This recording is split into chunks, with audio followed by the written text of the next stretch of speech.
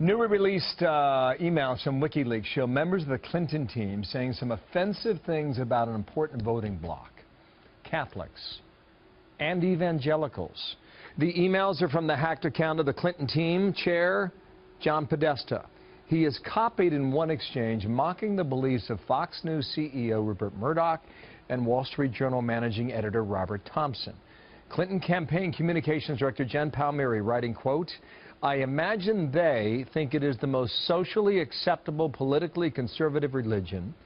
Their rich friends would not understand if they became evangelicals." Father Jonathan Morris, Roman Catholic priest, Fox News contributor, good morning to you. You saw this, what, yesterday? Last night? What kind of language is that, Father? It's bigotry. They go on to say they must be raising their kids Catholic, referring to Murdoch and Robert Thompson. They must be raising their kids Catholic, right, for some political motivation. How could they be doing it? How could they possibly be doing it? What they don't understand, those who are writing this, is that some people become Christian, or some people follow a pursuit of their faith, not for political reasons, but because they're actually trying to seek the truth and trying to come into a relationship with God, and that they want their kids to have a relationship with God. This is purely political, and it's shocking. I think it's a cut at both faces, the way I read it. More, it's an amazing bastardization of the faith.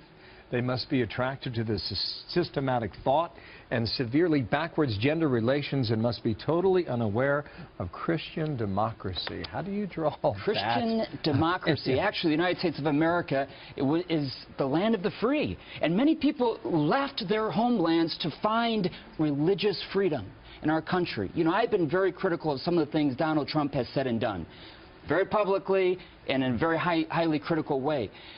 And I don't take any sides. But one of the things that is at stake right now in this election, I believe, is religious freedom. And we have to make sure that anyone who wants to be the commander-in-chief of the United States of America is making sure that both that person, he or she, and his people or her people are standing up for religious freedom, even if you don't happen to agree with that particular faith. I want it from Donald Trump. I want it from Hillary Clinton. The severely backwards gender relations of the faith. Wow. I think about Pennsylvania. I think about Catholics in Ohio. I think about, listen, on Sunday Mass, there are priests across this country who will see this and pass it on to the folks in their church. I certainly will pass it on, as I've passed on other things that I don't like about what Donald Trump has said and done.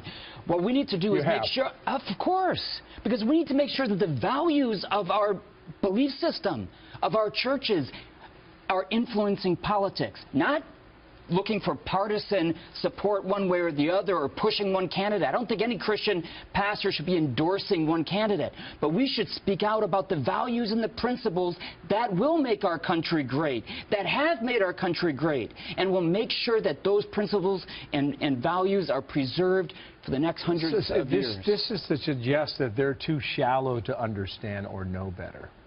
Yeah, what they're saying right in these emails is complete bigotry. You know, we've gone way beyond that in our country. We elected a Catholic president, John F. Kennedy. Our current vice president is Catholic. You know, we as a country need to respect the fact that some people believe differently than us, and that religion is not for the stupid. And that's what these elitists are doing right now. You wear a collar. This is your life's mission. I mean, when you hear something like this, how do you take it personally?